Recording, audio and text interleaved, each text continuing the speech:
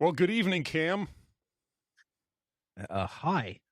How are you? I'm doing awesome. It is Friday night. We are recording.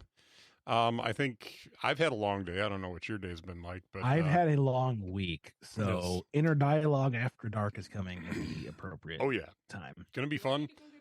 I have about half of my finger of cognac in me already, and the other half to go. So good times there. And my wife is in the studio. She might be here for a little bit. She might not be. We'll see how entertaining we are tonight. Wow. No pressure. No pressure. If she gets up and leaves, we're totally bombing. That's all right. It happens regularly. That's what we do. Mhm. Anyway, I want to extend a happy Life Day to you, sir. Yeah, okay. Let's get to this. So for the listener at home, let me paint you a picture. Let me spin you a tapestry. I show up a minute and a half early to our call, which I never do. Yeah, this has never I'm happened. always at least a couple minutes late on Saturday mornings because, I got to paint the barn and all that sort of stuff. Yeah. Life happens and gotta look good. But I show up early tonight because it's Friday night and I'm an adult, right?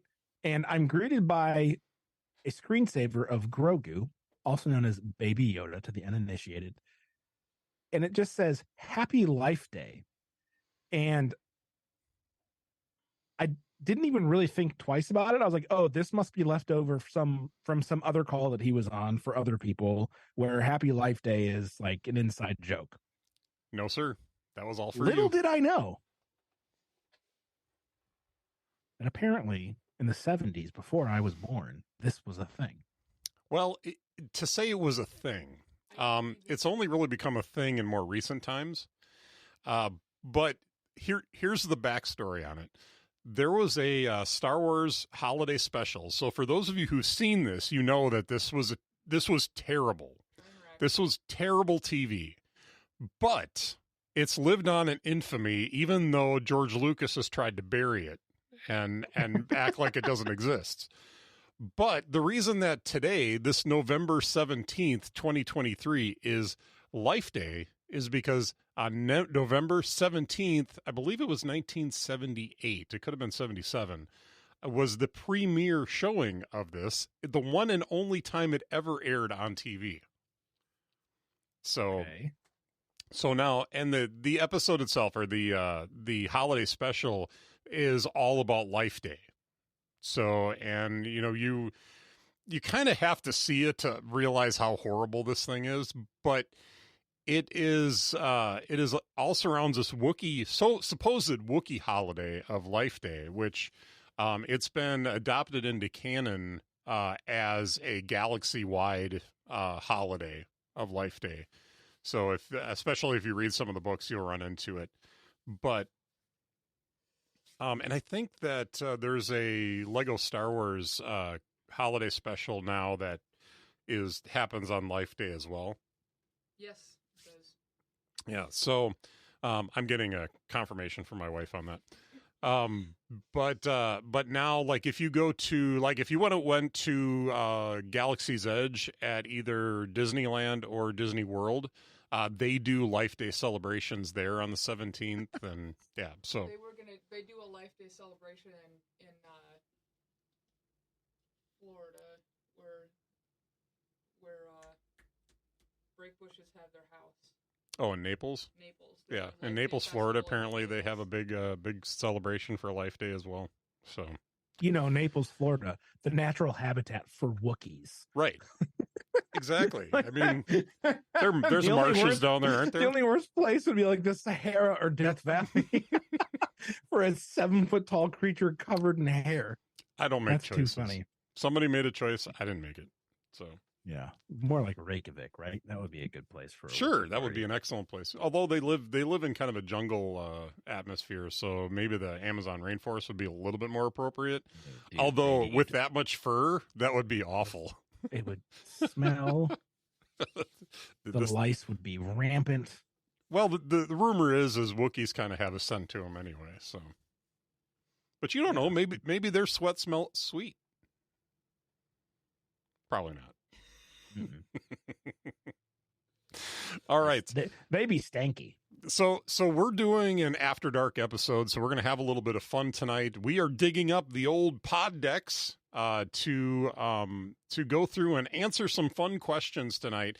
And I went into the Holiday Traditions box of cards, and the first card was a dud, so I skipped it. So we are gonna do pod decks. Move. We're gonna have some fun tonight, and we have a live studio audience as long as she can tolerate us. I hope she's getting up. And, Oh, no, and she's if she coming over here. leaves, Okay. if she leaves, I have a laugh track on key. Ready? Didn't hear it. It's not coming through. It's not Oh, coming through, Zoom. man. Sorry.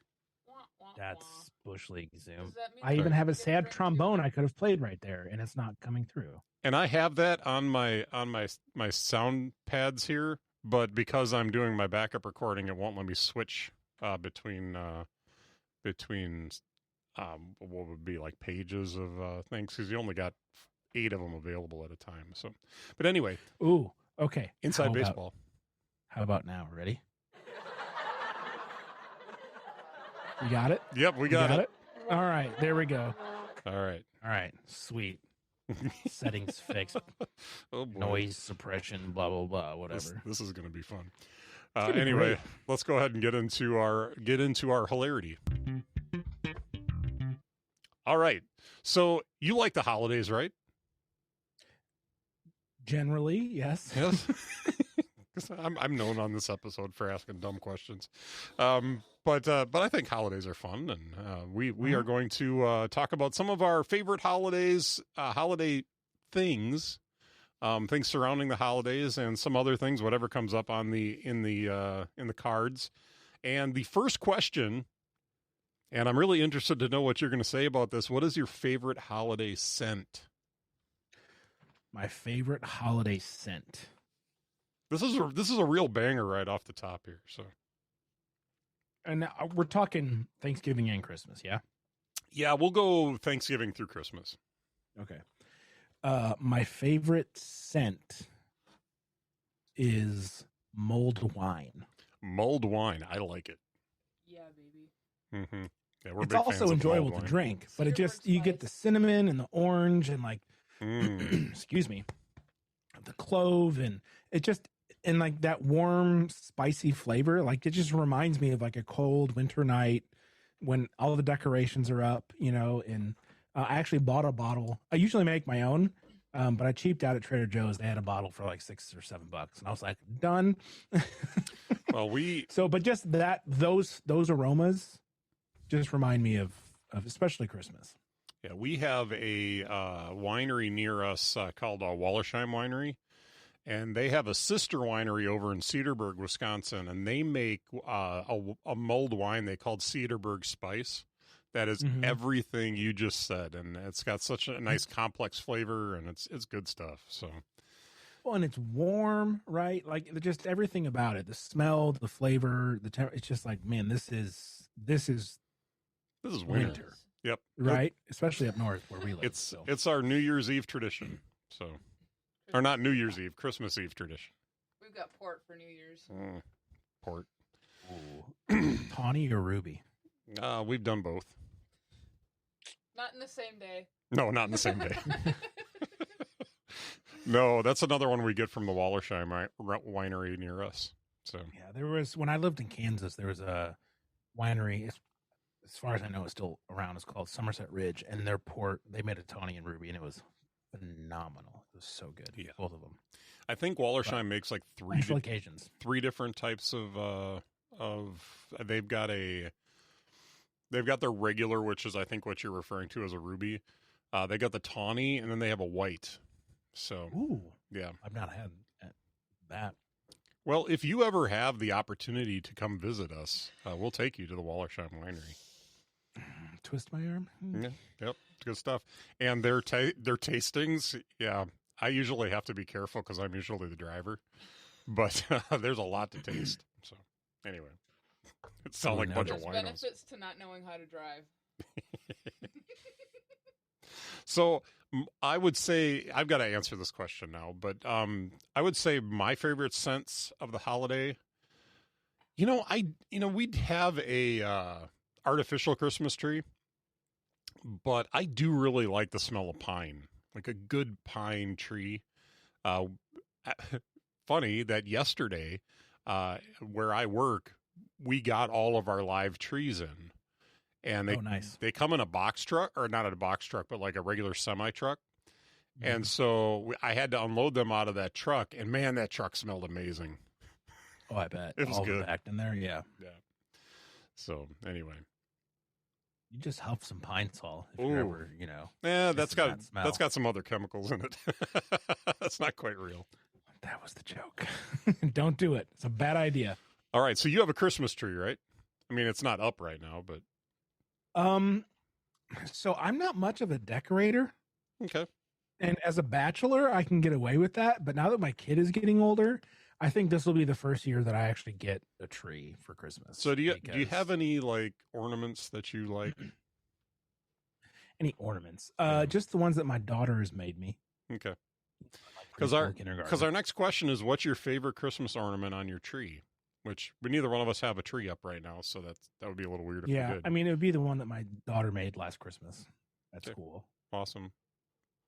So I would say I go between a few different ones, but I think the one that has the most meaning to me, my mom gave to me that says mom's favorite. Firstborn. that's not divisive. Well, there's a long-standing joke between my sister and I, because when we were younger, my sister used to always tell my mom, "Oh, well, he's your favorite. He's your favorite." I don't know why, because she always got the good end of everything. But she would get all sassy and be like, "Well, he's your favorite." So finally, Who's older? Are you I am. older? yeah, I'm old. Yeah, well, there you go. Yeah. That's just little sister business right Yeah. there. I have two of Preach. those. I know exactly how that goes. Yep. So my mom finally looked at her and says, "You know what? Yeah, he's my favorite. Now knock it off." And so the joke ever since has been, "I'm mom's favorite." And Nice. so she gave me that ornament one year. I gave my mom a mug one year that said, man, I wish I had it handy so that I could get it right. But it said something along as of, I'm sorry that you had to deal with such a spoiled, such a, bratty kid, and went on to use a bunch of different adjectives. And I says, and then it says, yeah, I'm really sorry that you had to put up with my sibling. And then it says, and this is your favorite at the bottom. My sister thought that was pretty hilarious. So she takes it in stride. She's a good sport. So Nice. all right. Do you celebrate Kwanzaa? I'm going to think we're probably both going to say no to that. I do not celebrate Kwanzaa. Okay. I feel like as a white man, that is not my right. I agree. I don't know that that would be a little weird. So, not that I have anything against it, just kind of be weird It's- for us to celebrate that. Mm-hmm. Are you good at wrapping presents? Yes. You are. My creases are tight. My folds are good. I'm impressed because I can't wrap to save my life. I can wrap, but it's No. usually really. It looks like We're somebody. talking WRAP, right? I can't do that either. Neither. But who invited you? But My name is Mitch, and I'm here to say. I'm not even going to do it. But that Jesus was born on Christmas Day. Oh.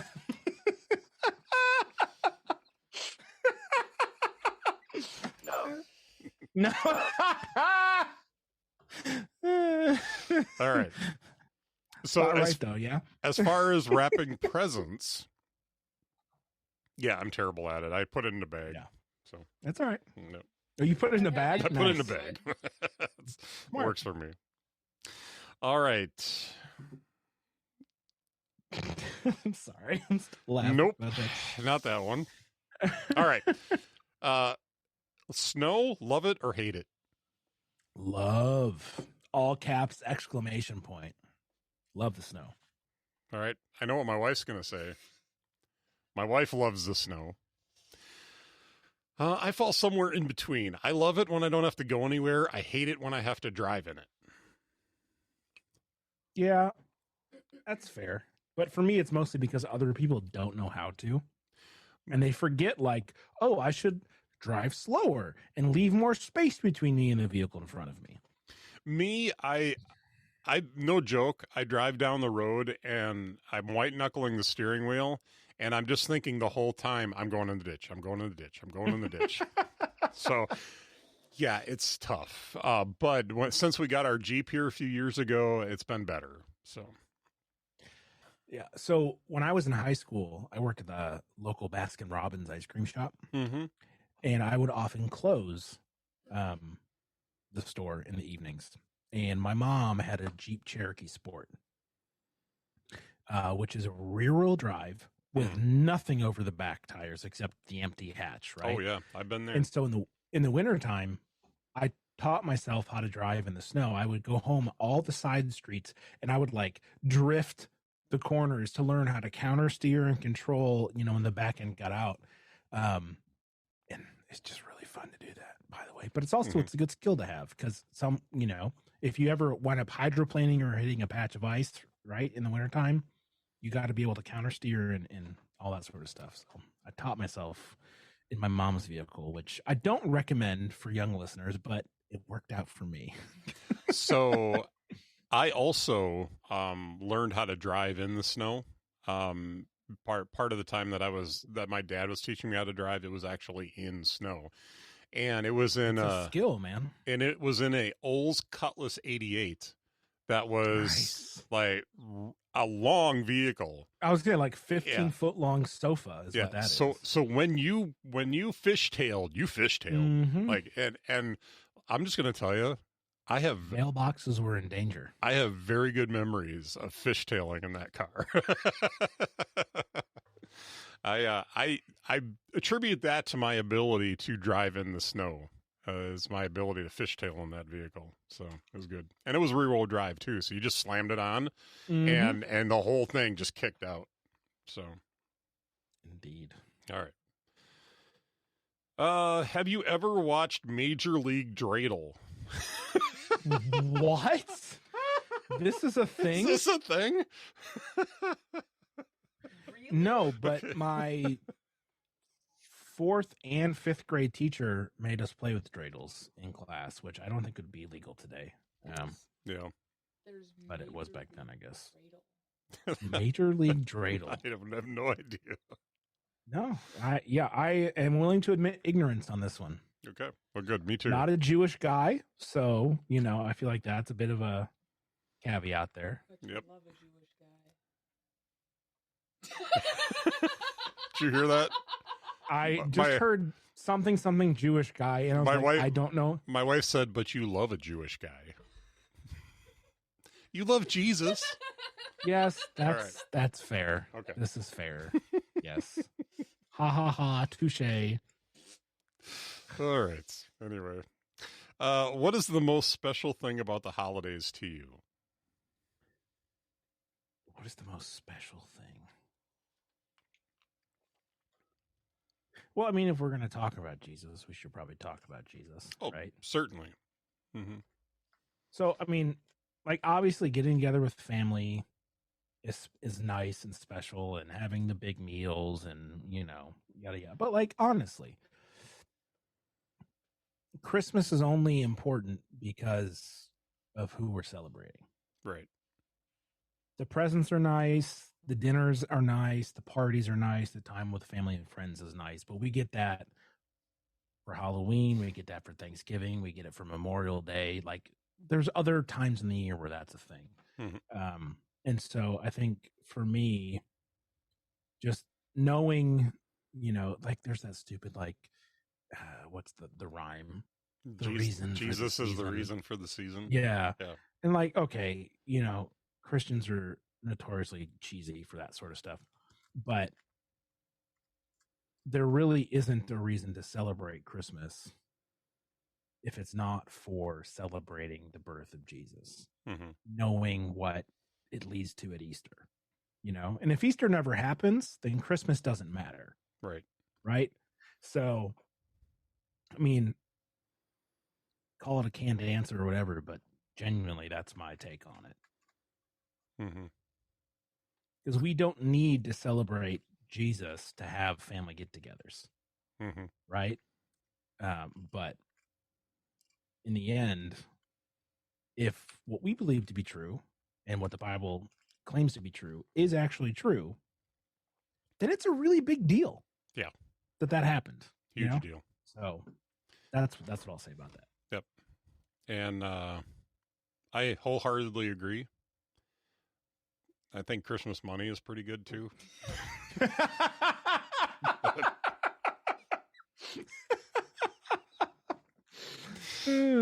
But but no, for real, for all things serious, yeah, you're totally right.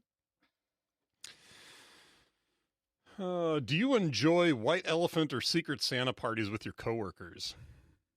I've never done it with my. Okay, let me back that up. I've never done a secret Santa with my coworkers, or the other thing that I referenced. None of that with my coworkers, because we all work remotely. Good to know. So yeah, I'm just clearing. I started down a path, bailed, and realized I needed to clarify. All right. Clarification made. In the past, have I done that and enjoyed it? Yes. Currently, that is not the case. I've never met any of my coworkers in real life, and I've been working at this company for 4 years. We see each other on screen, just like this. You and I have never met in real life. This is true. But we need to rectify that. Consider ourselves friends, right? Yep. And having a relationship. But I think the crew that I'm with now, if we were to have a white elephant gift exchange, would be hysterical. So I'd be all for it if it were a thing. Yeah. But we are literally Chicago, Cleveland, Tampa, and Seattle. So that's not happening anytime soon. Right. But unless there was some way you could do it online. But yeah, with this crew, I would totally want to do it because it's a good thing. Somebody needs to write that program. True. What about you, sir? I always avoid the Secret Santa because it's always cheesy and dumb at work. We've never really done a white elephant at all, but I will say that the white elephants can be fun with the right group of people. Yes, but absolutely. It takes the right group of people and the right gifts to fight over. Mm-hmm.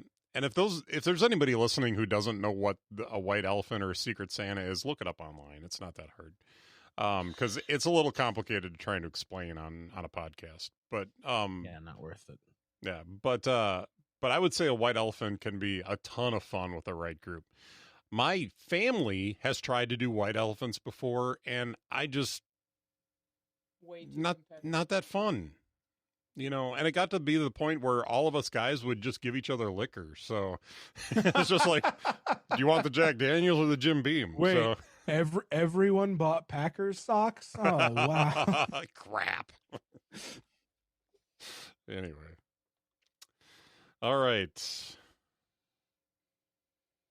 Okay, so the next question says, where did you get your menorah? So I'm thinking this isn't for us either. So, yeah, I don't have one. All right. Christmas trees, real or plastic? Real.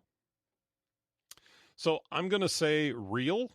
I think I would prefer real, but I prefer the lack of work that goes into a plastic. That's fair. Yeah. So we do have an artificial tree that we have. I think it's a pretty good tree. I like it. And that's what we use every year. But we've always talked about, the possibility of getting a real tree. I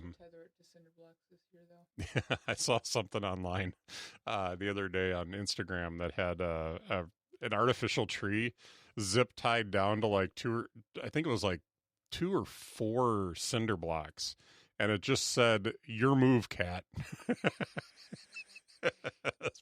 So we're worried about that this year because we have a kitten in the house and she's very rambunctious and she might take our tree down. So we may not put any ornaments up this year. We're not sure. Yeah, cats. Yeah. So the reason I say real is we had a tradition growing up that the day after Thanksgiving,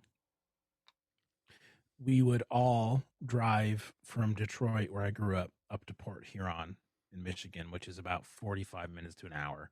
And we would go up and we would cut down a tree, and then we would stop and have lunch at Cracker Barrel, and then we would go to Barnes and Noble, and everyone would get one book of their choice, and that was our first present of the season. Mhm. And then we would come home and we would let the tree hang, and then the next day we would decorate the tree as a family. And we did that every year. The day after Thanksgiving was Christmas tree day, to the point still where I live in Chicago. My one sister lives in Denver. My other sister lives in San Francisco. My parents still mail us a book Yeah, that's cool. of our choice at the day after Thanksgiving. We don't get to cut the tree down together, obviously, because we're, all over the country, but it's still, it has been a tradition since we were little ones. And so for that reason, like if I'm going to get a tree, like I've done the fake tree in the past too, just because to your point, it's easier. It's Yeah. more convenient, that sort of stuff. But now that my daughter's starting to get older, and I actually have space for something like that, I'm like, I think I want to do something similar with her to Yeah. start that tradition. Traditions are good. Mm. All right. How old is she? How old is your sister? Or your sister? Your daughter? She turned 7 on Thanksgiving Day this year. Oh, very cool. Yeah, she gets the pleasure of sharing her birthday with the holiday every couple of years. Damn. So this could be a controversial question. Ooh. What date is it acceptable to start decorating for Christmas and listening to Christmas music? After Thanksgiving. My wife agrees. I agree as well. To the one asterisk on this. For those of us who work in retail, let's be careful. Let's be careful with the Christmas music. There's actually been studies done that say it ruins retail workers' mental health during the holidays to have Christmas music on. Santa baby, carry down the chimney tonight. Oh, my wife is dry heaving, so I know. I noticed. I have that effect on people regularly. So. I would agree with you. I think waiting till Thanksgiving or the day after Thanksgiving, Black Friday, as it is colloquially known, that we start Christmas music on that day. Now, typically speaking, I don't mind Christmas music. I loathe it. So some people around me don't care for it because I really like to sing to Christmas music. So that can be uncomfortable for some. But Mitch, are you tone deaf? I think I have a very nice voice. I think I sound really good to myself. But He sounds good when he's actually trying. yeah, that's not wrong. So, but anyway, moving right along. Okay, so are you an Office fan? Do you know The Office? I do know The Office, I struggle to remember this episode of The Office, but the question is, do you secretly wish for Christmases to involve Dwight Schrute as Belsnickel instead of Santa Claus? I have no recollection of That sounds like real deep whatsoever. cut. I would have to look that up. So Yeah, that's it. I don't have any. although if I had to spend, or if I had to deal with Dwight Schrute or Santa Claus, I think Dwight Schrute is interesting but annoying. Santa Claus is overplayed, so I don't know. That'd be a tough choice. Unless it's Satan Claus, then no, I'm not down with that. Yikes! That took a turn. Have you never heard people refer to Santa Claus as Satan Claus? No, never. No, because you can rearrange the letters in Santa to get Yes, Satan. Very, So, very easily we can Yeah. get there. Yeah. anyway, And he's already in red, so Yeah. there you go. you're getting it. You're getting it. Yeah, I've been told I'm not an idiot. Yeah. So I would agree. thanks for that vote of confidence. You betcha. Anyway. Yes. All right. Anyway, do you have any winter vacation plans? I'm going to say real quick, I do not. I think Yeah, I'm taking New Year's Day off, but we're not going anywhere. I'm taking advantage of the fact that Christmas is on the weekend. Mm-hmm. It's on a Sunday, so It's on Monday. right? It's on So Monday. it's on Monday. Sorry, it's on. Mhm. So I can, yeah. So me and my daughter are going to go back to Detroit to my parents' house and spend 4 or 5 days with the extended family.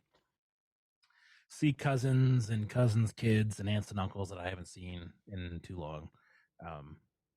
So yeah, we're gonna do that. But other than that, I don't. Yeah, no winter travel plans, and it's always a roll of the dice in the part of the country where we live. It Right. could be, -12 or 40 or a blizzard. It's just, Yeah. and so especially that drive on 94 between Chicago and Detroit, Mm-hmm. like the western half of Michigan is constantly just like blizzard or not. I guess we'll find out. They have a beautiful thing that if you don't live in the Midwest, you don't understand, but it's called lake effect snow.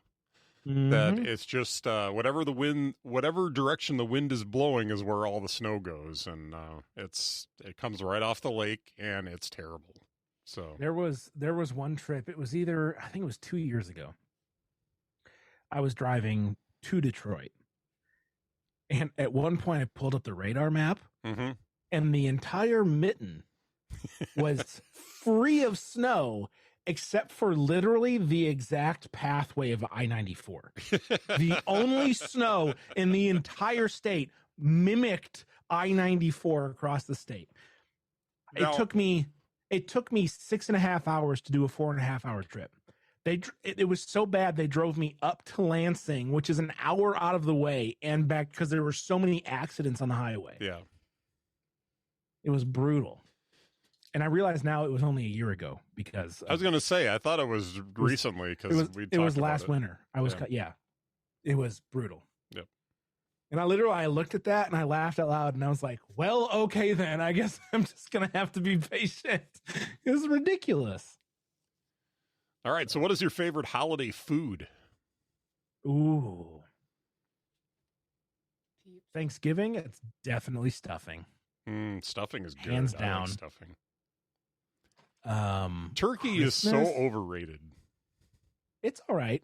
I mean, it's all right. 'Cause Don't get me wrong. you can easily overcook a turkey and it's hard to eat. Yeah, dry and bleh. Well, like a well done, not well done as in like overcooked. Yeah, but like a a very- properly prepared There you go. turkey Yep. is quite nice. Mhm. But stuffing takes the cake for sure. Yeah. And then Christmas, I got to throw cranberry sauce in there too. Good Mhm. cranberry, like cranberry jelly. Christmas is probably so. My youngest sister is a very good baker. Mhm. And she makes my mom's grandma's, my great grandma from Scotland, her homemade shortbread recipe. Mm-hmm. And it's got about like 1.5 pounds of butter in it. It's terrible for you. It's but done the right way, is what you're saying. It's done precisely the correct way, and my little sister nails it every year. Mhm. She does a really good job. How So, about you? I agree with a lot of what you said already, but normally when you say fruitcake, people go, "Bleh, Oh my! I My can't dad's believe it." he loves it. It's his Yeah. favorite thing on the planet. So, my wife, who is standing right next to me, if you know Alton Brown from the Food Network, yeah. he has a recipe for fruitcake that is amazing. It is so good. Dried fruit, not candied fruit. Dried fruit that is it is soaked in brandy, No, soaked in rum. soaked in rum, There, I was gonna say that. Yep. and then baked into the fruitcake, and then over anywheres from a few weeks to months, every day you spritz it with brandy. 3 days. Every 3 days, I'm sorry. You spritz it with brandy. And there have been years where my wife has made this that we had to put a adults only warning on the on the fruitcake because it was yeah. because you opened it I up and mean- it was like, whoa, that's I mean you'd get drunk off the fumes. But it is delicious. It was wonderful. So Mm-hmm. I don't know if we're going to have it this year because we haven't started it yet, and usually we like to have like 2-3 months of preparation into it. So Wow. yeah, I usually started on Halloween. yeah, That's So- impressive. good stuff. How do you not eat it until Christmas? Well, you know how good it's going to be at the end that you don't want to ruin it. It's like that. That's fair. It's like that movie you've been anticipating for a year, and it's like you just don't want any spoilers because you really want the full experience. Shri Law. So. Cut off your hand. My wife said Shri Law. She's going to cut off my hand if I touch it. Yikes. Wow. Also, what a pull. Yeah, that's what I live with. It was in my it was in my Sunday school class last Sunday. Yeah. Okay. So- Well, I haven't heard that phrase in ages. So, for Yep. my end, No. touche. I tip my hat to you, but it's on back. It looks funny if I do it. We need to start releasing the video of this. Do we, Anyway. though? I mean, once in a while. You've got This is you've got a my- very nice backdrop now. This is my inner sanctum. Yeah. This is the nicest your backdrop has looked. Well, it's because it's at night, right? So the lights are actually doing what they're Yep. supposed to be doing. Well, I mean, you've got bookshelves behind you, which I didn't know you had bookshelves back there. That's really nice. These? Yeah, those. Yeah, they've The ones been here over- for the ones over last there. 4.5 months. Yeah, but it's always been so dark. Oh, You haven't been all able right, to see fair them. enough. And now that's like light and everything looks nice. I didn't even know you had a ceiling fan. I can see I see the ceiling fan up there now too. All right, ready? And purple. Oh, purple lights now. Or green. Mm. Or blue. Pink. No, we'll go with purple. I like purple. I don't have a device I can do that with right now, so my phone is my camera right now, and I suppose I could do it on my laptop. I do have the app. The app. Look, oh, I'm just not going to worry about it. What's your favorite winter activity? Ooh. Are you a snowboarder? I mean, I've gone probably 6 or 8 times. Yeah. I prefer snowboarding over skiing. I've always Kind of- wanted to. Oh, But- it's fun. Yeah, my problem Um, is my knees wouldn't do it anymore. Yeah. I'm 47 and I years had- old. My body is not going to hold up to that. I honestly think I've maybe gone once since college. Yeah.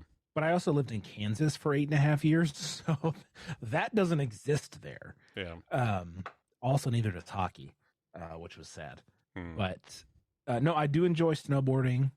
I like taking my daughter sledding because it's hard to get more joyful laughing out of a kid than sledding in a blizzard, right? Right. Or jumping on a trampoline and being an idiot, right? So those are fun. I also have fond memories of snow days where, and this is back when I was still married. One of our best friends would come over the night before that we knew a big storm was blowing through, and she would spend the night, and the 3 of us would just hang out and do like movie marathons because there was a foot of snow outside and none of us were going to work. You know, it was like a Thursday, Mhm. and just like that sort of stuff, you know. So I have fond memories of that. But yeah, growing up, it was always snowball fights and sledding and snowboarding and that sort of stuff. Some of my friends had big enough backyards and rich enough parents that they would build a ice skating rink in the backyard, Mhm. tarps and 2x4s to fill with water, so there was always an ice rink to play on.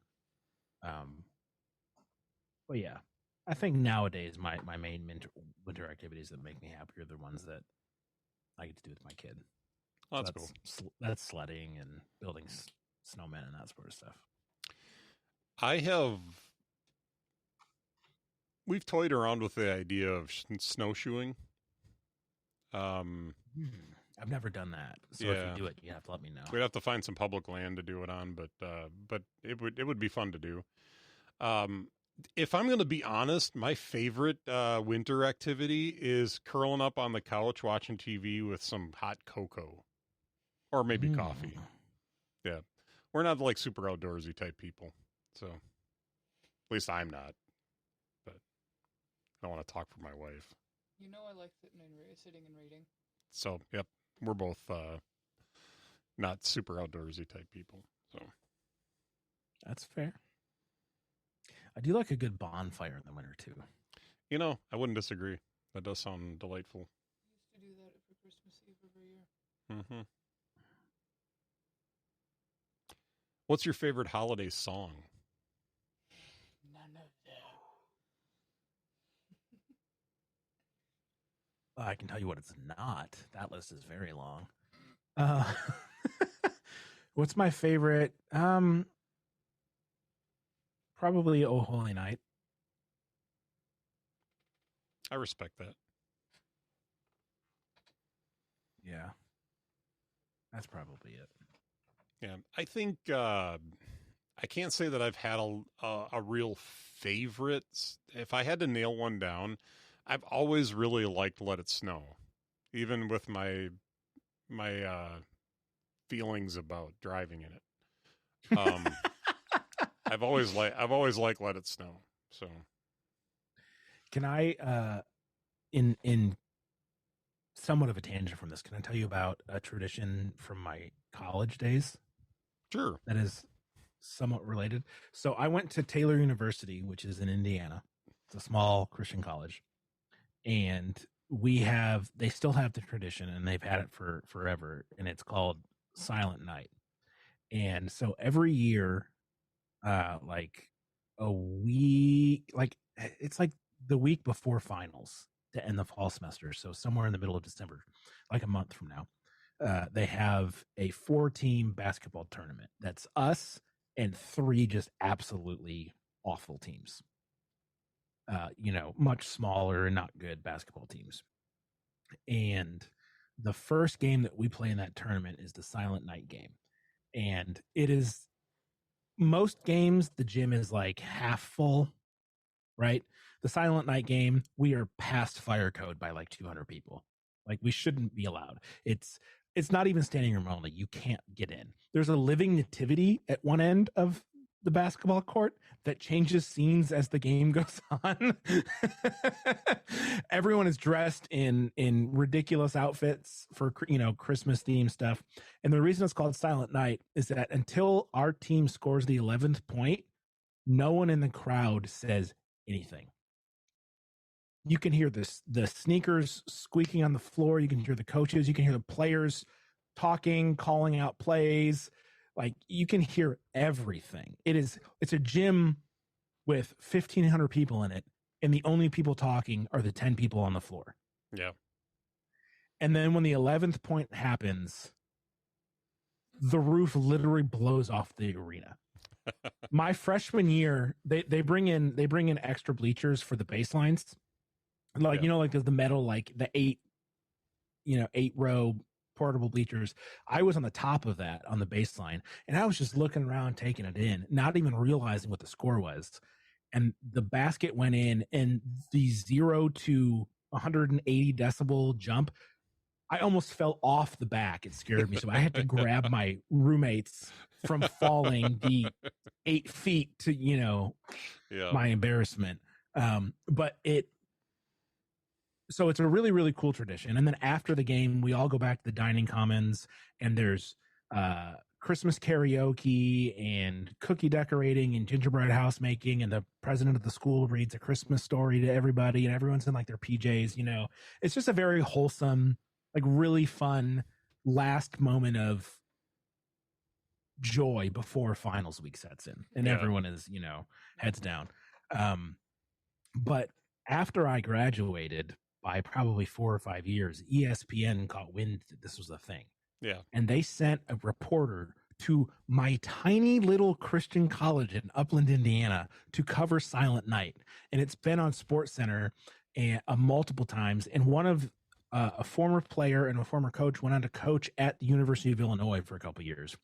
And they did it in Champaign for a University of Illinois basketball game, where their stadium is much bigger. It probably holds 15,000, not 1,200 or 1,500. Yeah. And it had like its moment for a couple of years where it was like, oh, here's this cute little tiny Christian school doing something really fun that all these big colleges should totally steal. So anyways, So Silent Night is the second favorite song because then at the end of the game, the whole entire crowd sings Silent Night a cappella as the game winds down. Mhm. And it's just a fun way to send us off into the Christmas party at the Dining Commons. So thank you for letting me share that. Yeah, absolutely. Next question. What kind of holiday shopper are you? Black Friday, Christmas Eve, or year-long hoarder? How about last second? Holy cow! How is Christmas in a week? That's Christmas Is that Eve. an option? That'll qualify as Christmas Eve. Yeah. Yeah. I'm somewhere between Black Friday and Christmas Eve. I'm ashamed to say that sometimes I get to that last week and I'm like, oh crap, I haven't bought my gifts yet. But then there's been years where I knew what I wanted to get, and I had the gifts in plenty of time. So, but definitely not a year-long hoarder. My mom's like that she's always thinking about gift buying. So if she sees something, she just buys it. So. Yeah, I wish I was like that. I have everything sitting in my Amazon cart waiting for Black Friday. Smart. Yeah. So just to see if there's any good deals that drop on Black Friday. Right? Yep. Saving money is always good. Yep. So another Hanukkah question, another Kwanzaa question. Ooh. Can we sing the Hanukkah song by Adam Sandler? That's not in the cards here. It's such a good song, though. What's your favorite holiday memory? Oh man. So there's two that come to mind, and not because they're like wholesome and sweet, but because they're hysterical in my memory. Are we gonna talk about the Cosmo story this time? I've told you that one before? Yeah, okay, then I'll tell you the other one. Okay. Yeah, so Cosmo Christmas is a thing. Check the backlog. Yep. Have I told you the Grinch balls story? I don't think so. Okay, so my mom was an interior decorator, and that wound up being also Christmas trees, having a theme, right? So she had like a Willy Wonka Christmas tree that had a top hat on top and a chocolate river that ran through the tree. You know, one of the trees was a Grinch Christmas tree because, ha ha ha, ironic. The Grinch hates Christmas. And so she found like this loose green shag sort of fabric that looked like the Grinch's skin, right? Mm-hmm. And fur, and covered a bunch of round ornaments in it. And my cousin, who is now, yep, she just got it. I've been waiting. And so my cousin, who is now, I think, 26, at the time was probably 4 or 5. Mm-hmm. I was still in high school when this happened. And he goes, "Hey, Aunt Audrey," talking to my mom, "what are these?" And points to one of the Grinch ornaments. And my mom, being the innocent little lady that she is, was like, "Oh, those are Grinch balls." And everyone kind of just whips their like, "What did you just say?" And my little cousin goes, "Wow, those Grinch balls sure are hairy." And everyone just like lost it. Like, we shouldn't, this is not okay. He's an innocent little boy. Yeah. And so every like time, so she would rotate the trees. You know, she had like 3 or 4 that were all themed. And every time we were decorating with the Grinch themed tree, I just couldn't help it. I was like, "Hey, Mom, did you know these Grinch balls are very hairy?"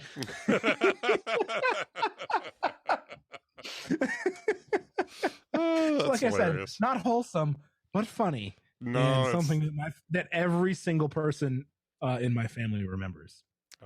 it's funny. It's funny and definitely appropriate for the podcast. Yeah, it was rich because I mean, my dad's. This is all my dad's side. My dad's family is not huge, but like I think there's like 15 cousins, 6 different sets of aunts and uncles, right? So like not small, not Irish Catholic huge, but like when we all get together in a 3-bedroom house, and they're all big, right? Like I'm 6'2" and I'm only the 5th tallest. Like there's a lot of large people. So it's quite the ruckus when everyone gets together on that side of the family. We're all very loud. I've probably told this story on the podcast before, but my favorite Christmas had to do with this little guy. That apparently is broke. But my original Nintendo Game Boy, the very first gosh. one to ever come out. And as you see, I still have it. And it still works. It still works. How? I don't know, still but it work? still works. You know, They just back don't make them like they used yeah, to. back you when I was know? a kid, they made stuff to last. It's such a good looking little device, though. Look at It that. really Show it again. is. You know, It's just what a simplicity. like, at class, its like best. that is like perfect minimalistic early 80s design. It belongs on the Death Star is what it does. Yep. And I gotta glue this back on, but whatever. But little cartridge. One of the biggest things about this device at the time was it was one of the first mobile devices that you could swap the cartridges out. I had a Castlevania game and like a Ninja Turtles game and stuff like that were like the handheld devices that's all you could play on that device. Yeah. It's just the one game. So this was revolutionary. Game Boys changed the game. if we could Absolutely. be, punny for a second. But the memory, I was begging for this for 6 months before Christmas. And my mom and dad were always like, "Oh, it's a gaming system, whatever." So they just stayed totally quiet about this. And I was, I'll admit it. I was rummaging around in my parents' bedroom looking for Christmas presents when I happened to open a drawer, and in that drawer, there it was. It's like the angels sang, my Game Boy in the box, sitting right in that drawer, and I'm like, like I got excited. I shut the drawer and I left my parents' bedroom because I was like, I wasn't going to find anything better than that, so I'm done. And two things. I was really excited to get it, but I was really disappointed that I already knew that I was getting it. And so, kids, don't ruin your Christmas. But anyway. All right, I think we'll do one more question here. We're sitting at just over 50 minutes into the podcast right now. So I will do one more question here, and then we'll talk about what's delighting us today. So last question. Do you own an ugly Christmas sweater? I own an ugly Christmas sweater long sleeve T-shirt Okay. that I got for a youth group Christmas party like 4 years ago. Okay. I have 2, 3, depending on your definition of an ugly Christmas sweater. But I have one that is a Star Wars sweater. And I don't think Naturally. it's really that ugly. I think it's tastefully done. It's not But one it's of the Star ones Wars, that you see that so. are like really weird or whatever. It's just just a pattern on it that's Star It's Wars just related. Emperor Palpatine's face taking over her whole torso. That would be an ugly sweater. That would be terrifying, especially like the first episode. Is it 3 when he like goes full Sith and turns into like the whitest prune anyone's ever Yeah. seen? You need that from here to here. Yeah, that's awful. Jamie, you can make that happen for Christmas, please. And then I have a truly ugly sweater that I'd gotten at Walmart years ago. And now if you can envision a sweater that has the base color of white. So it is white. It has stripes in the sweater that are neon pink and Mhm. a really bright neon blue. And I want to say there's maybe some green and yellow in it, but they're more accent colors. And it is the most obnoxious Christmas sweater you've ever seen just because of the colors. I have worn it all of twice because at one point I saw a picture of myself in it and I'm like, oh no, not again. So, but it is bad. I have a picture of it somewhere. I'll have to see if I can dig it up sometime, but and the third ugly sweater, I got, we were at what was it? Goodwill. And I walked in and I saw it hanging on the rack and it was only $3. I got myself a Blackhawks jersey. So, but anyway, Wow.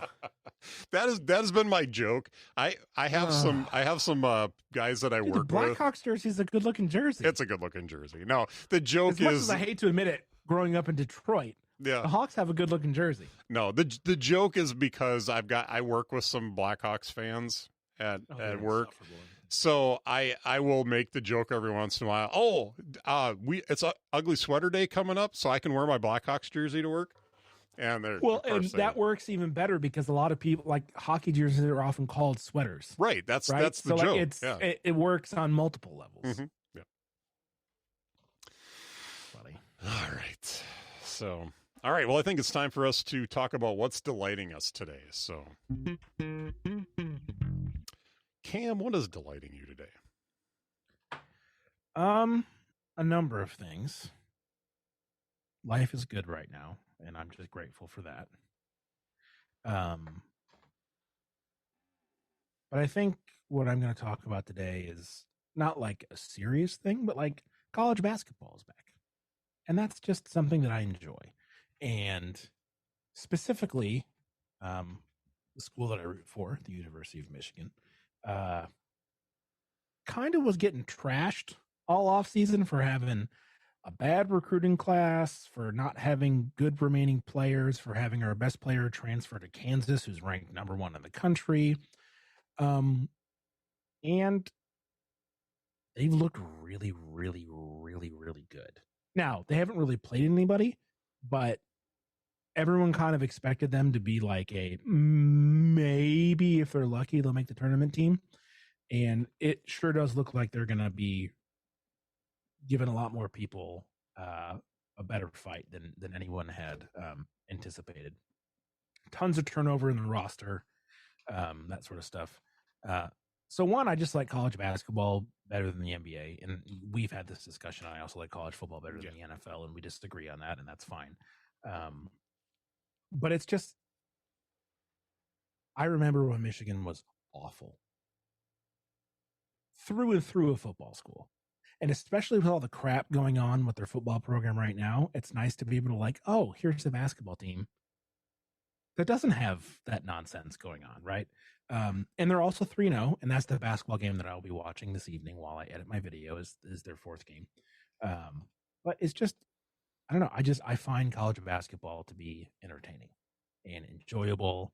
And I like the stories of learning about the kids and what they worked through and how they kind of came out of whatever their situation was and are doing something with their lives, and it's just a fun brand of basketball. And the games aren't 4 hours long. It's just everything about it I like.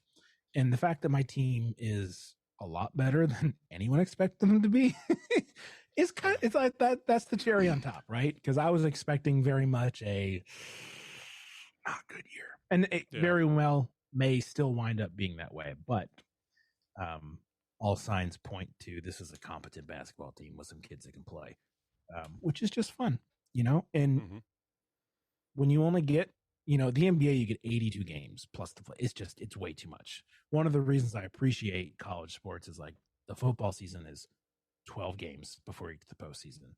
Basketball is like 30, right? So it's like every game matters more. Yeah. And so when we get to experience it, I enjoy it because I know in a couple of months, this will be over. And this will never be the same team again because the nature of college is there's inherent turnover. Right. And that's both a blessing and a curse in that regard. But anyways, it's simple. It's not deep. It's not spiritual. I just like it. And it makes me smile. And I like that I get to watch my team play once or twice a week. Yeah. Well, I have a rare book recommendation this week. We have been reading a book for my my class. I'm in a module right now for my biblical counseling that is about worldviews. And in and amongst that, it's really like, how do you defend your faith? It's not an apologetics class. From what I understand, we have an apologetics class coming, but it's more about like tactics on how to interact with people about your faith. And the book that we're using for that portion of the class is called Tactics. It's got a longer title than that. It's Tactics by George Kokol. Let me see if I can get the whole title for you, so that if you're looking it up on Amazon, you know it's the one that you're looking at.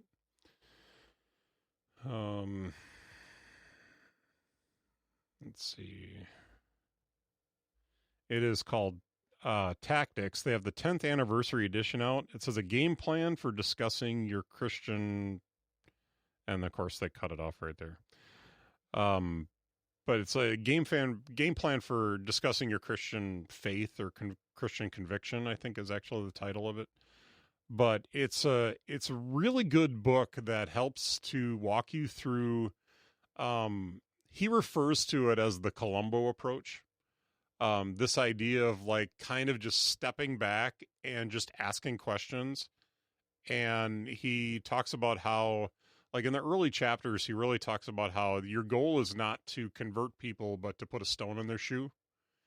And I like that. And give them something to think about.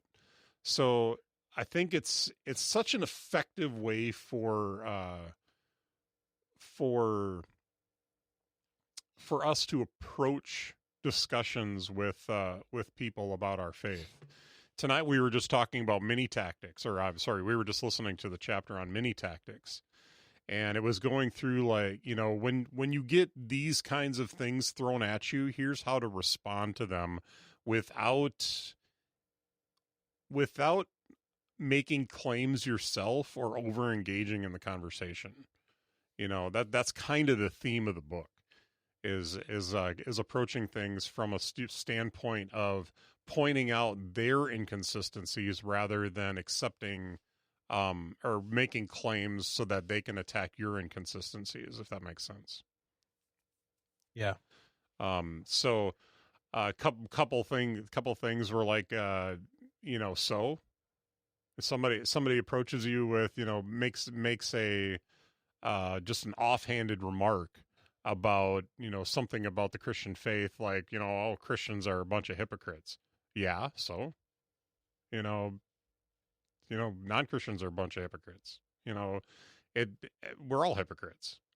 You know, so it's like, you know, it's kind of, there's some really good stuff in the book. That's a really like basic example, but there's really some good stuff in the book on handling specific types of people. One of them's like the steamroller.